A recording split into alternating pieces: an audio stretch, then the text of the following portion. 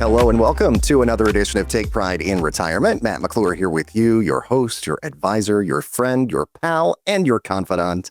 Thanks so much for taking some time. I hope you had a great Thanksgiving holiday. I ate way too much, as predicted. Yes, apparently I am psychic. My crystal ball does work on occasion. I had a lot of food, but I actually started the day off. I think I mentioned this last time. I started the day off with 5K. I ran that with my niece, who somehow convinced me to wake up at the crack of dawn and get out and do a 5K. But you know what? I survived it, and I actually felt great the rest of the day until I then later on that evening ate way too much food.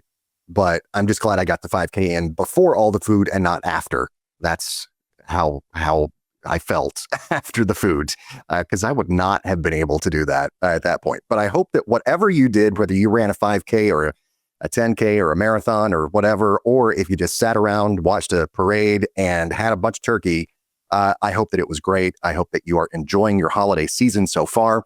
We've got a bit of talk coming up about the holiday season, about how people are shopping, some tips for you to kind of control your spending this holiday season, which is great. Also going to talk about the first year of retirement, kind of what to expect if you are especially an LGBTQ plus person that is retiring and you're kind of scared about it. It can be a bit of a shift mentally, physically as well. The things that you do every day obviously change. It's just a lot. And so we're going to talk about those different changes, some surprises that could be waiting, and how you shouldn't let them trip you up, right? So all of that coming up. But first, of course, I've got to say again, thank you for being a part of the show. Without you, the show would not exist. So I appreciate you either listening to the podcast. And yeah, you can get it wherever you get your podcast. Does not matter on, Apple, Spotify, iHeart, all of the biggies there, Audible, wherever you get your podcast, get us there. Subscribe. Like the show, leave us a great comment and a nice rating. I would really appreciate that. That would help spread the word about what we're doing here. And what we are doing here is spreading the word and spreading some education about retirement issues that apply specifically to LGBTQ plus folks. And then also taking those concepts that we, would really talk about in a more general sense with kind of the general population and distilling that down to, okay, how does this affect LGBTQ plus people specifically? And so I love doing that. I love talking about these different topics as a member of the LGBTQ plus community myself. And that's why I do what I do. And I also help people one-on-one with their financial situation, whether it's you by yourself, your partner, your spouse, whatever it might be, whatever the situation might be. I enjoy really taking that deep dive into people's financial lives and helping them sort of figure it out, untangle it all, and make things better. The initial consultation is absolutely free of any cost or any obligation to continue on. You'd only work with me if you feel like it's the best thing for you. And I work in a fiduciary capacity, which means that I have to act in your best interests and not my own. So rest assured that you can go to takeprideinretirement.com. That's takeprideinretirement.com, or call the number 855-246-9211. It's 855-246-9211. You can schedule a meeting there, a consultation. We can do it via Zoom. We can do it in person if you happen to be in the metro Atlanta area. However you want to do it, but rest assured that I will be acting in your best interests and not my own when you do that. All right. So thank you for that. Also, check us out on the socials. We're on Instagram. We're on Blue Sky. We're on Threads. We are on Facebook, the old face place. We are on, what else? Oh, YouTube, the YouTube channel, getting more and more content up there on a regular basis. The views are getting, more and more. One thing that I want to do, though, is get the subscribers up, those numbers up more and more. So please like the videos, watch the videos, subscribe as well. Would really appreciate that. All right. So told you what we're going to talk about. First, though, we need a little inspiration for this conversation we're about to have. And let's do that as we do once a week with our quote of the week. And now for some financial wisdom. It's time for the quote of the week. It's not often that we have a quote of the week that comes from a Greek philosopher. But this time around, we do. And that quote of the week is from Socrates.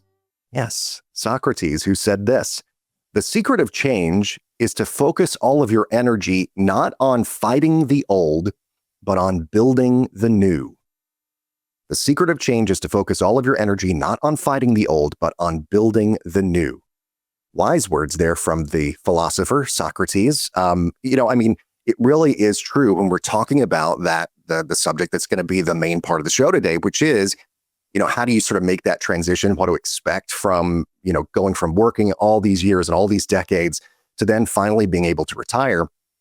And that first year can hold a lot of surprises and a lot of things that you can plan for and some things that you can plan for in case they happen. They might happen. It's like things that you can really, really plan for and they're coming, but then there are those surprises that do await around that corner.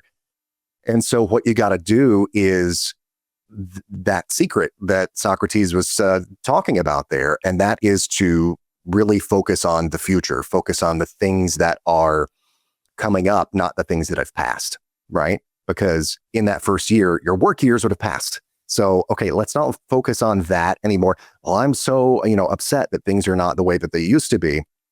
Nothing is ever the way that it used to be, really, as we kind of know these days. But, get focused on the now and focused on the future. And that really, really is something that is super important, I feel like. And so some wise words there from Socrates. We're going to talk more in just a few minutes about that whole concept, what to expect during the first year of retirement. Right now, though, I want to focus on the now. Well, of course, a lot of people are thinking about their holiday spending, maybe a little bit more, thoughtfully, taking a little more time when they're making purchases this year. Times tend to be a little tight right now for folks, but people are focusing on value as they usually do. But there are some new trends out there that maybe people are taking advantage of to save a buck here or there, or just kind of buy some cool things for the holidays. Joining me now to talk more about that whole concept and kind of what is happening as far as holiday shopping this year is Mary Hines Droesch. She is head of consumer and small business products and analytics at Bank of America. Mary, thank you so much for taking some time for me. Really appreciate it. Oh, thanks for having me, Matt. Well, so first off, what trends are you seeing for this holiday shopping season, and really how have they been impacting consumer shopping behavior so far this year? Yeah, as you mentioned, the consumers are really being thoughtful about their holiday purchase this holiday season in light of continued inflation and concerns about tariffs. So they're trying to find out ways to make their money go further. So one is they're really focused on who are they buying for. 38% are only going to purchase gifts for immediate family and close friends. And then where they're shopping. So discount stores are incredibly popular this holiday season, with 87% of the people that we surveyed sharing that they're going to spend at discount stores this season. And even stores like secondhand stores are really having a great surgence in growth, especially with some younger generations. Yeah, and one thing that seems to be kind of taking off, I believe, this holiday season more than ever before is it's so-called dupe culture here. Tell our listeners what dupe culture is and, how that is sort of taking hold of folks. I think kind of almost literally, because it's, you kind of can just be scrolling through social media and you run across something, right? It's kind of right there in your face. Yeah, absolutely. When, in our survey, 51% of people said they'd been open to giving a dupe, which is a product that is similar in design, feature, and quality as a higher-ended branded item. And social media has really propelled people engaging with dupes as they see TikTok videos of people with the dupe. So not only is it a less expensive option to get a similar item as a gift, it's also, for younger generations, cooler to have the dupe than the real thing. Which is kind of crazy. It's like, no longer do you have to go to Chinatown and, go into a back alley or a van somewhere to get something that's very similar to the brand. You can actually do that online. But and these are not to say that they're like, direct knockoffs or anything, but as you say, kind of similar in quality and all of that kind of thing, but for a cheaper price. Yeah, I mean, I'll give an example. I got a Brandy Melville sweater with an American flag on it for $38. People ask me if it's Ralph Lauren, which would have been $500. And I'm proud to say, no, I only paid $38 for this. It's like a badge of pride, really, to be walking around with that. That's great. Well, and so what generations, I guess, are more likely to hold on to these trends? I mean, obviously, I would say younger generations, maybe the Gen Z, the millennial generation, probably more in tune with all of social media, of course, and getting into dupe culture. But maybe what about maybe some of the different trends that you're seeing out there? Who's kind of clutching on to the different trends that are happening? Yeah, I mean, as you shared, a dupe is not as appealing to a boomer or Gen X. And we're also seeing similar with the use of new tools like AI. Many people are using ChatGPT to figure out what to give somebody as well as to get the best price on that purchase.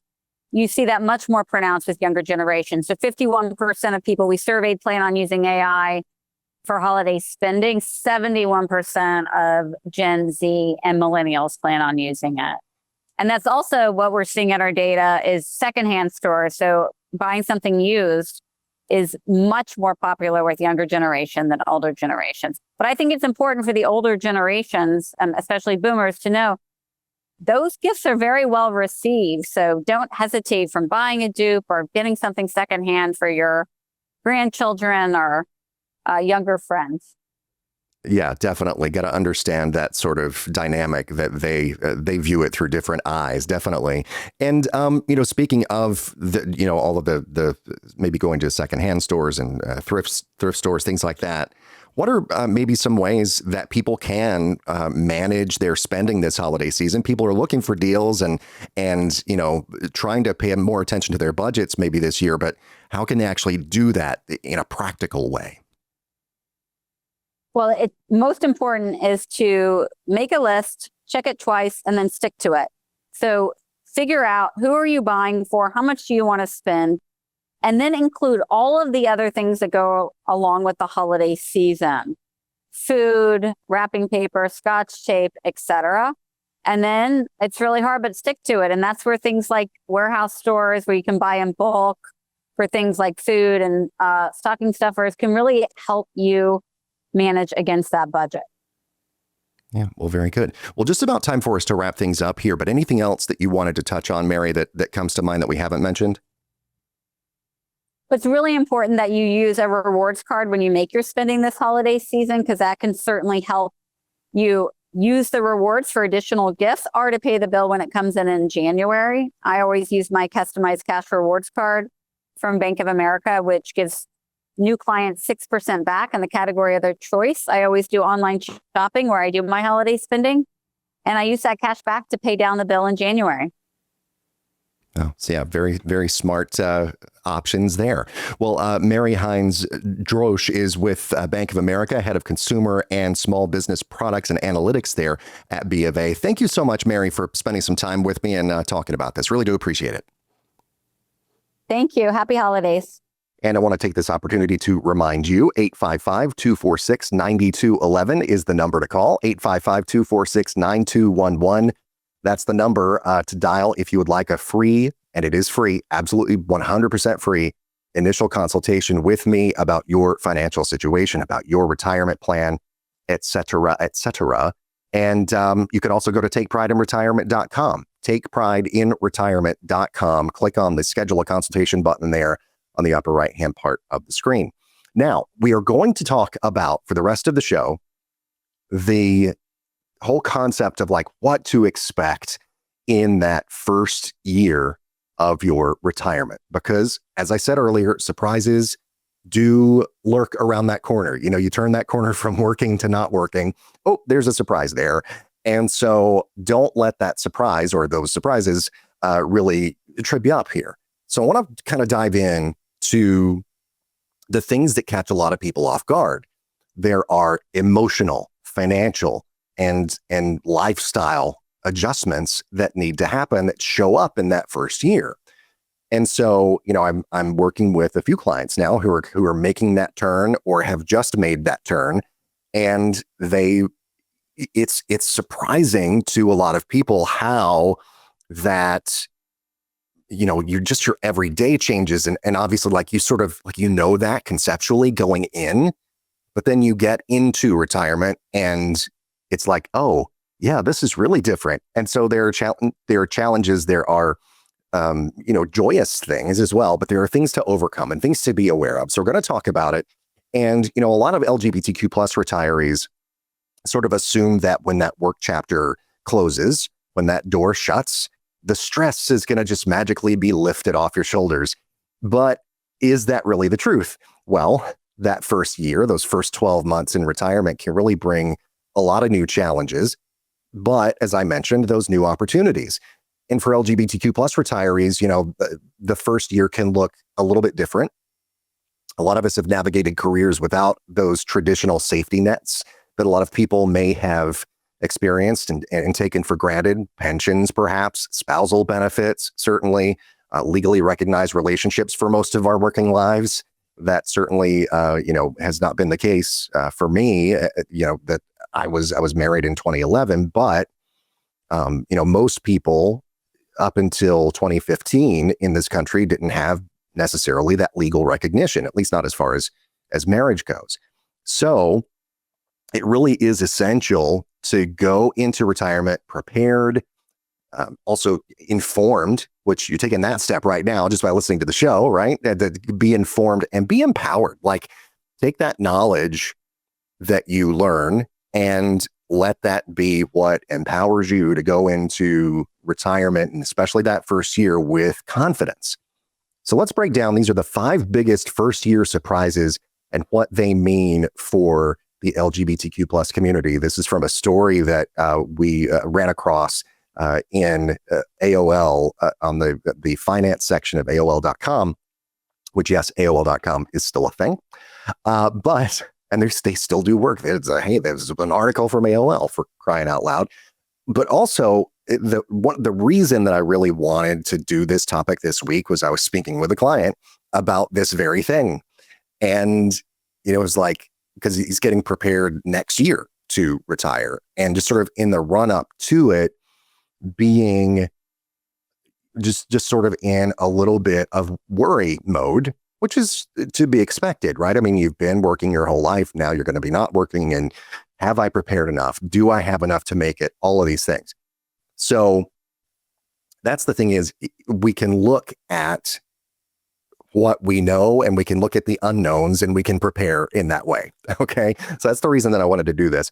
The 5 first year surprises and what they mean for LGBTQ plus retirees, especially. Number 1 is that sort of emotional shift. That's kind of maybe the biggest one for a lot of people, because going from earning to spending is a bigger deal than you might expect. You're like, oh, I'm not going to have to be working anymore. Oh my gosh, I can just sit back, I can relax, but you still got bills to pay. If your house isn't paid off, if your car's not paid off, all of those things, the monthly bills are going to keep coming. The cable, the internet, the whatever else you've got, the utilities, keeping the lights on and, keeping the heat going in the house. Those kinds of things are not going to stop either. You got to buy food, you got to buy all the things. So one of the hardest adjustments for people, for any retiree, is that psychological one. But LGBTQ plus folks can feel this really more in just a sharper way, a more, I guess, to use a wonky term, an acute way. They feel it more acutely. And it doesn't mean that it's cute. That just means that it's a sharper thing.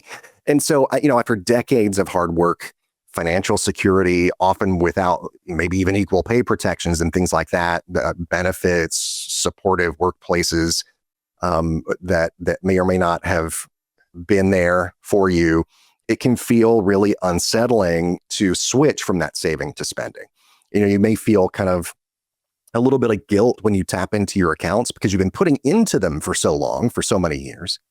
So now you're dipping into them and taking out that money to pay those bills and to take care of the expenses. So that can feel a bit unsettling, really. And so, you may question, like I said, whether you've done enough. Even if your math says that you're fine, even if your advisor says that you're fine, you may kind of freak out some. And a lot of LGBTQ plus retirees have told me that they sort of grieve that identity, the community, the structure, the purpose that work provided. And so that's another sort of psychological aspect of it. That purpose, at least one part of your purpose, is kind of taken away. And so you have to take that opportunity to redefine yourself. And so some of the tips that can work here are to set up some, just a steady income stream for yourself. Make sure and establish a steady stream of income. I can work with you to do that. You can do, something that kind of, mimics the paycheck. It'll be like, if you have investments, you can just schedule those automatic payments to come into your checking account from your retirement or investment accounts, right? You could do that, set up those monthly transfers. Or you could do something like an annuity, which there are many different kinds of annuities out there, but I can work with you because it's basically like a personal pension. You set it up, and ideally you set it up and let it grow for a few years. If, there are some kinds that they work differently and they offer different levels of growth, but there are some that can grow pretty significantly, at least have the potential to do that. And so ideally you would give yourself a couple of years at least lead up time to allow for some growth. Then you turn on an income stream, and that's just a check that's going to come every month for the rest of your life, and you don't have to worry about it. There's growth potential there to the degree that you could see an increase in that income every year or most years. There are some that guarantee an income amount of growth, a certain amount of income growth every year. So that's something that can help you feel more like you're still working, right? You've got that income stream that's coming in. Got that paycheck that still comes. Give yourself that 6 to 12 month window too before making big decisions about moving, downsizing, shifting investments, that kind of thing. Let yourself settle into your retirement years. Also, a big thing too is because you might miss that community and that camaraderie and the purpose that work gives, like I was talking about, and like a lot of people have told me they do. Reach out to community groups or LGBTQ plus centers in your area if you are lucky enough to have one. Because sometimes, if you replace that sort of work-based social connection, that can really mean a big difference, but it takes a bit of effort on your part, right? You got to be intentional about it. So if you want help with any of that, especially that income piece and setting that up and getting that rolling, I think that can give you a lot of peace of mind. I've seen it happen for many retirees now. And so I want to be able to help you get that peace of mind also. You go to takeprideinretirement.com, takeprideinretirement.com. You can set up that initial consultation. Now, secondly, in this article, one of the big things is healthcare costs. Healthcare costs can really hit you differently, even if you are healthy. The older that you get, the more expensive things tend to become. And that's, kind of twofold, but get older, things break down. It's like, driving an old car, things are going to break down. And so you got to pay to get them fixed, right? And you're going to pay for the upkeep as well. But also because time is passing and inflation happens, and healthcare inflation has been, skyrocketing even more than overall inflation. And, you look at something like Medicare. If you turn 65, obviously you'll be eligible for Medicare. It's not 100% free. If you've got certain like Medigap coverage, Medicare supplement, or Medicare Advantage plan, that kind of thing, you could be paying premiums, co-pays, all of that stuff. But then Part B premiums for Medicare are also not free. That's why it's called a premium.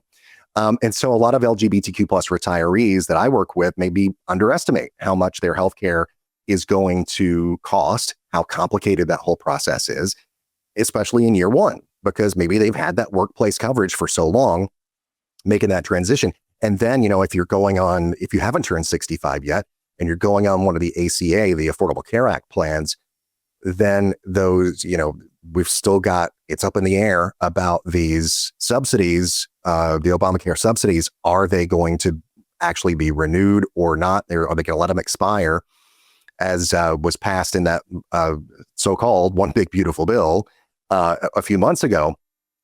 Is that something that you're going to be able to count on for next year or not? Maybe you would have to get a plan that doesn't cover as much so that your bill doesn't go up as much as it would otherwise.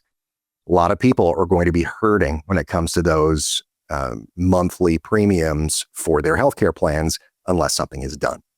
And so that is something to consider as well. And talk to me about that too, because we can help you budget for it. If you are approaching that retirement date, but you don't yet qualify for Medicare, it's super important. Dental, vision, hearing prescriptions, the premiums for the Medigap coverage, Medicare Advantage costs when you go to see a provider, long-term care expenses, all of that stuff can really surprise you. And as LGBTQ plus folks, we can also face, higher rates of certain chronic conditions, a greater likelihood of caregiving for partners without family support, because you don't maybe have that traditional support system, a higher probability of aging without traditional spousal benefits or kids to assist, because a lot of people don't have kids in the community. It's just the way that it works. If you're lucky enough to have kids, to have adopted, or to have kids of your own who are biologically your own, not to obviously downplay any adoption or anything like that, but if kids who are biologically your own, then great, and you can rely perhaps on them to at least help with that caregiving when you get older. But if you don't have kids, what you going to do? That's the big question, and that's one that you need to really answer here. And so what should you do? Well, if you are 65, compare Medigap and Medicare Advantage 6 months before enrolling. Reach out to a trusted advisor. Reach out to me. I can help connect you with somebody who's an expert in Medicare, knows what's on the market right now, and can connect you with the best thing for you. Create a dedicated healthcare buffer fund. This is so great. I love this bit of just a tip here, because you've got to take into account that there are going to be unexpected needs that you have. And so you need that emergency fund overall, but make sure that you've got a portion in there that's kind of dedicated to unexpected healthcare expenses. And so maybe you need hearing aids eventually. Maybe you need some dental work that's going to be expensive. I got a crown like last year, and holy Lord, it was just, they ain't cheap.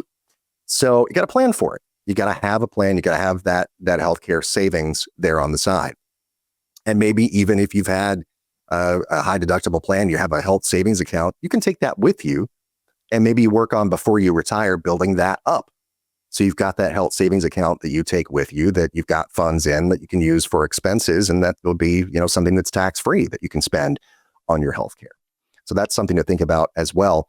And don't wait to explore long-term care solutions. I know obviously it's something that we don't like to think about, like getting, confined to a nursing home or a long-term care facility of some sort, assisted living, that kind of thing. But you're more likely as an LGBTQ plus person to need paid care due to, the smaller or more dispersed family networks. And so that's something to keep in mind as well. We can help you do that. So go to takeprideinretirement.com and help you get set up with all of the above. Okay, so time and relationships is number 3 on this list, a new daily rhythm for LGBTQ plus retirees. Retirement really does reshape your day-to-day, and it can also reshape your relationships as a result. Suddenly, you and your spouse or your partner, you're spending a lot of time together, and more time than ever before, probably. And so, if you're single, though, you might feel the pressure to always be available for your friends, your family, all of those things to go and do for people. And a lot of retirees in the community experience kind of a unique version of that shift, because much of our social support comes from chosen family and not the traditional family structures, really. So hobbies that were a treat before can feel like a routine now. And so without coworkers and that work community, you might miss that sense of being needed or being seen. And so it's kind of like two sides of that coin, right? Like you may be needed, you may be seen by your family, by your spouse, by your partner, whomever, or you might miss that if you don't have it, because maybe you're single, you can spend a lot of time at home alone, that kind of thing. And so what works here? Well, have honest conversations with your loved ones, your partner, maybe your chosen family, about things like personal space, boundaries, and expectations in this new chapter of life. Just be open and honest. I talked in a previous episode about communication and how it's so important in your financial life and just in life in general, especially with those that you love, right? And so choosing how you're going to say something also very important, though. You don't want to just go up to your partner or your spouse and be like, "You're driving me crazy. Shut up." Like that's not a thing. But just, talk about the need for some private time, some you time, if that's what you need, and just your expectations, whether you need that personal alone time or not, or whether you need something that is uniquely yours, like you want to go out and take part in this hobby or play a sport or do whatever, go pickleball, if that's your thing, do that. Everybody's doing the pickleball these days. And so do that. Maybe without the spouse being involved, if it's not something that they want to do because you need that time by yourself. Or if you don't, explain that as well. Just be open and honest about what's the best thing for you. Build purpose anchors into your week. This is great. I love this. Maybe you volunteer at a charity. Maybe you mentor young professionals. Maybe you join social groups or you take classes or something like that. But let those things be like anchors in your week that really give you that purpose and that thing to look forward to. Because there's nothing in life that's worse than having nothing to look forward to, right? And I actually just booked a trip for next year, for way into the future, almost a full year into the future. But I'm like, yay, I have something to look forward to now for next year. And so it really means a lot. And when it's the opposite, when you have nothing to look forward to, especially on a day-to-day or a week-to-week basis, boy, that can just drive you up the wall. And don't underestimate the power of routine. Do things, give yourself that purpose, find that purpose, connect with others. And that matters just as much as financial stability. Now, number 4 has to do with taxes. Everybody's favorite subject, but taxes can get more complicated depending on your situation and not less. Boy, wouldn't it be nice if retirement really just simplified your tax life? I just, I don't have to worry about anything because I'm not working. I don't have this income that I used to have. Boy, things are going to be so much simpler. Well, no. For a lot of people, and especially LGBTQ plus retirees, really navigating maybe unique marital histories and Social Security rules and that kind of thing, it can become trickier. And so your first year may bring those surprises like the taxability of Social Security, even though certain people in Washington have said, "Oh, yeah, no, there's no tax on Social Security now." No, there's a tax on Social Security, especially if you're younger than 65. You're between 62 and 65. Yeah, there's a tax on Social Security, just like it was before. If you're 65 or older, you get a separate tax deduction that you can take that really has nothing to do with Social Security, but it's meant to kind of offset some of those taxes.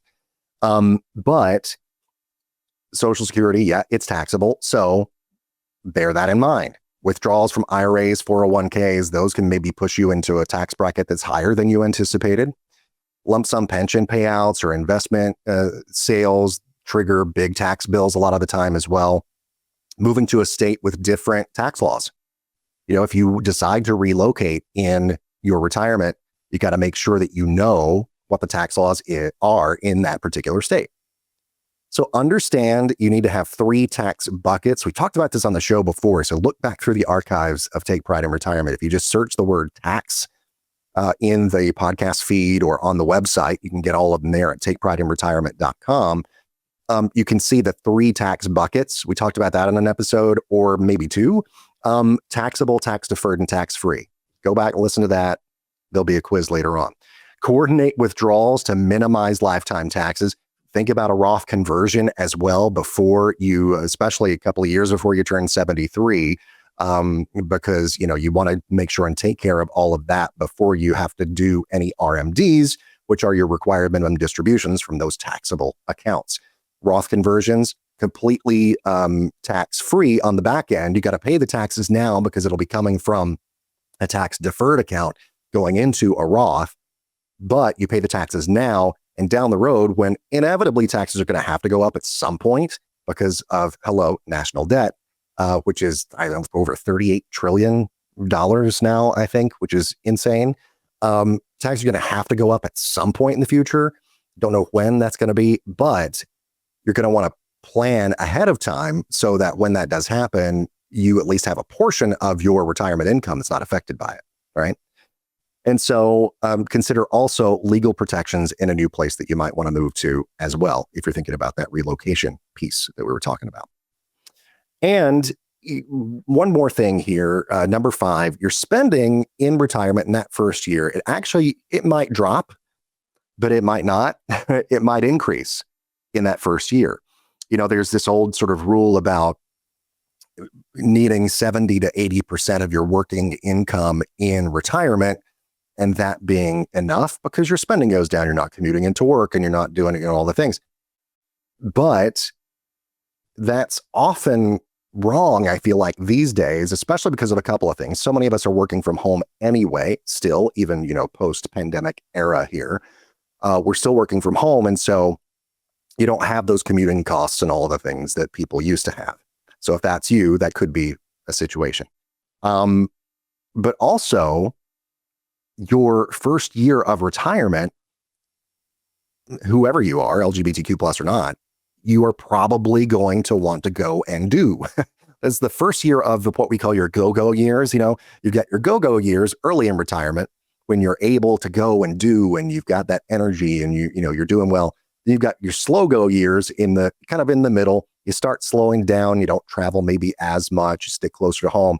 And then you got the no-go years. And that's when basically, you're old and kind of unable to do much of anything anymore. And you stay at home or you go into a facility or something like that. So the go-go years, the slow-go years, the no-go years, it kind of tends to happen that way. And so, you want to go, right? So, maybe you travel a lot. Maybe you are, you're finally free from the desk in the workplace. And so you go on this bucket list trip or have this bucket list experience, right? Maybe you do some home renovations. You've got the time for that. Maybe you've got money saved up for that. Or even a relocation, like we were just talking about. Maybe you're supporting aging parents or your chosen family, LGBTQ plus loved ones. Higher healthcare or legal documentation costs because of wills, powers of attorney, all those things that might be needed depending on your individual situation. Well, one thing that you can look at is to build a transition fund, transitioning from working into not working. And that can help in that first year, right? About 15% maybe of your projected annual expenses is what they are recommending in this article. I would think that's probably a good place to kind of shoot for and absorb those first year surprises. Maybe make that your first year fund where you say, okay, this is going to be the money that I travel on or that I use in, a first year unexpected emergency, or I redo the house or whatever. Relocation fund as well. Track that spending so carefully, especially for the first 90 days of that first year, and then review that on a monthly basis and see how things are going. I can work with you on that, by the way. Adjust your budget based on your real life, not assumptions, not rules of thumb, but your actual situation. And that's sort of where I want to kind of leave it for this episode, is because it differs so much based on your individual situation. And that is why you need to work with someone who is a financial advisor who cares, first of all, is someone who understands you and your individual situation, someone who I believe is a member of the LGBTQ plus community, can much more easily understand and get you and where you're coming from. But also someone who doesn't necessarily always go by those assumptions and those rules of thumb, but really does work in your best interests. As someone who works in a fiduciary capacity, that is my goal. That is my solemn oath that I make to work in your best interest, not my own. Taking that deep dive into your financial situation and not just saying, oh, well, here's this 60-40 rule that people used to go by years ago. So let's do that and have 60% stocks and 40% bonds. There you go. You don't need me to do that. What you need me for is to steer you away from that because maybe that'll work for you, but chances are it won't. And the old rules of thumb don't really necessarily work anymore. So we can take a look at all of these different options about growing what you've got, preserving what you already have as well. So preservation, growth, and then income in retirement really is what it's all about. Because yeah, big lump sum of money is great. How are you going to live on it and make sure that you never run out? That's something that I really do specialize in working with people, and especially people of the LGBTQ plus community. So let's work together. Let's build that clarity and that confidence for your retirement together. You can go online. Once again, takeprideinretirement.com is the website, takeprideinretirement.com, or you can call 855-246-9211. 855-246-9211 is the number for that free, yes, I will say it again, FREE, free consultation. Well, that's going to do it for this edition of Take Pride in Retirement. Thank you so much for being a part of the show once again. I really, really, really appreciate it. You're the reason that I keep going, and I'm going to keep spreading the word about different issues for LGBTQ plus people in their retirement years and leading up to it. I want to get you to and through retirement, and that's the whole goal here on Take Pride in Retirement. So until next time, thank you so much for being a part of things, and I will say this, take pride in yourselves and take care of each other. I'll see you next time.